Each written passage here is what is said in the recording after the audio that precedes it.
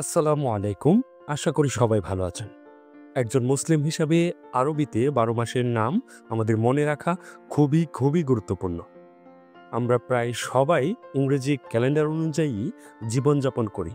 যার ফলে আমরা ইসলামী ক্যালেন্ডারের মাস খুব একটা মনে রাখি না। আর চাঁদ দেখার উপর ভিত্তি করেই আরবি মাসের ক্যালেন্ডার নির্ভরশীল হওয়ার জন্য এটি একটি চন্দ্রভিত্তিক ক্যালেন্ডার হয়ে থাকে। আরবি ক্যালেন্ডারের ১২ মাসের প্রতিটি নামের নিজস্ব অর্থ ও তাৎপর্য রয়েছে, যা আরবি ভাষা ও সংস্কৃতির উপর ভিত্তি করে গঠিত। প্রতিটি মাসের নামের পেছনে এক একটি ইতিহাস ও অর্থ রয়েছে, যা ঐতিহাসিক এবং ধর্মীয়ভাবে গুরুত্বপূর্ণ। তাহলে আমরা প্রথমে জানব হিজরি ক্যালেন্ডারের উৎপত্তি ও পটভূমি। আরবি ক্যালেন্ডার বা হিজরি ক্যালেন্ডারের একটি চন্দ্রভিত্তিক বর্ষপঞ্জি, যা চাঁদের গতি ও পর্যায় অনুযায়ী নির্ধারিত হয়।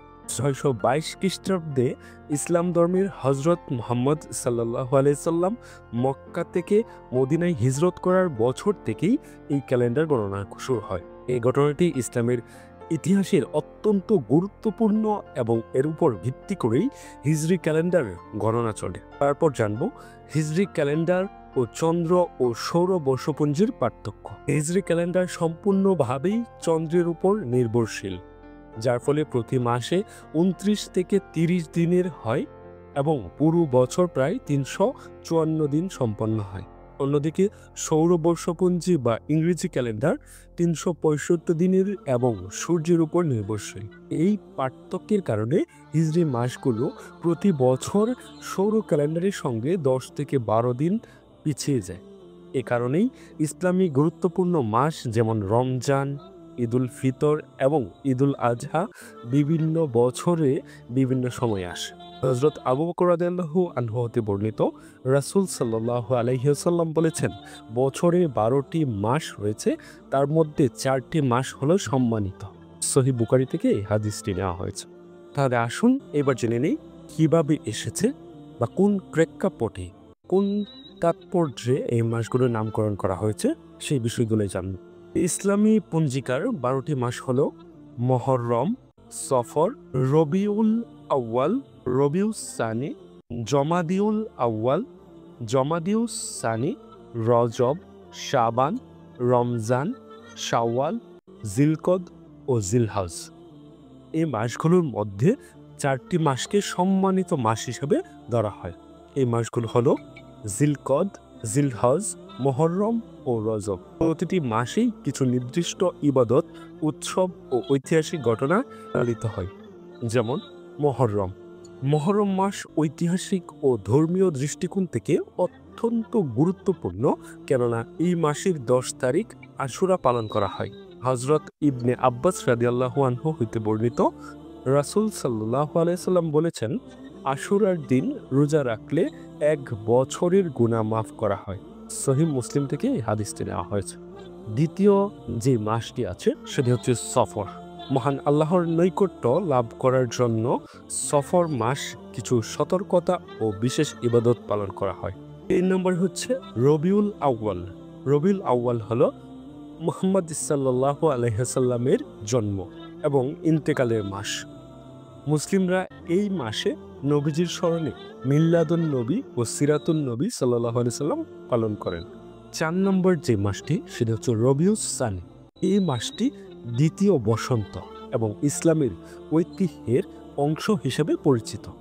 এই মাসেও কিছু বিশেষ ইবাদত রয়েছে, যা ইসলামিক দৃষ্টিকোণ থেকে আধ্যাত্মিক দিক নির্দেশনা রয়েছে।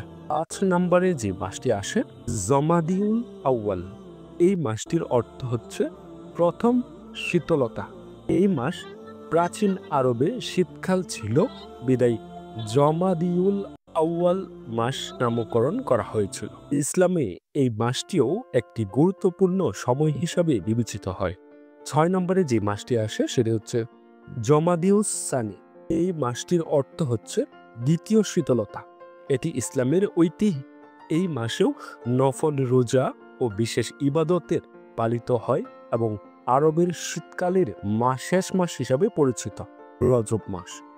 রজব মাসে শবে মেরাজ পালন করা হয়। যে রাতে আমাদের প্রিয় রাসূল সাল্লাল্লাহু আলাইহি সাল্লাম আল্লাহর সঙ্গে সাক্ষাৎ করেন।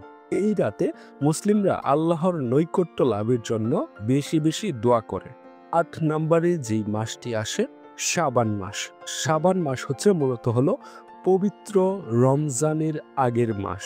এই মাসে শবে বরাত পালন করা হয়, যা মুসলিমদের জন্য এটি বিশেষ রাত। শবে বরাতে মুসলিমরা বিশেষ ইবাদত করেন এবং দোয়া করেন। নবম মাস হচ্ছে ১২ মাসের মধ্যে সবথেকে উত্তম মাস, সবথেকে গুরুত্বপূর্ণ মাস, সবথেকে ফজিলতের মাস, সেটা হচ্ছে রমজান মাস।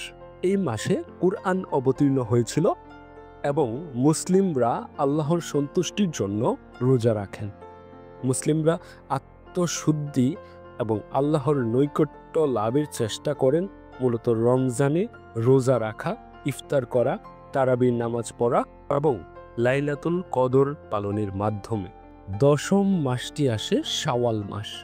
শাওয়াল মাস হলো ঈদুল ফিতরের মাস, যা রমজানের শেষে শাওয়াল মাসের ১ তারিখ পালিত হয় ঈদুল ফিতর।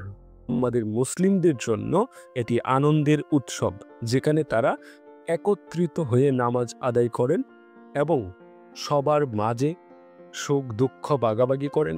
ঈদুল ফিতরের পরে শাওয়াল মাসের ৬টি রোজা রাখার অতিরিক্ত সওয়াব লাভ করা যায়। ১১ নম্বরে যে মাসটি আসে সেটা হচ্ছে জিলকদ মাস। জিলকদ মাস হচ্ছে মূলত পবিত্র হজের প্রস্তুতির একটি মাস। এটি সাধারণত শান্তির মাস হিসাবে বিবেচিত এবং এই মাসে যুদ্ধের নিষেধাজ্ঞা ছিল। আরবি মাসের সর্বশেষ যে মাসটি সেটি হচ্ছে জিলহজ মাস। জিলহজ হলো হজের মাস।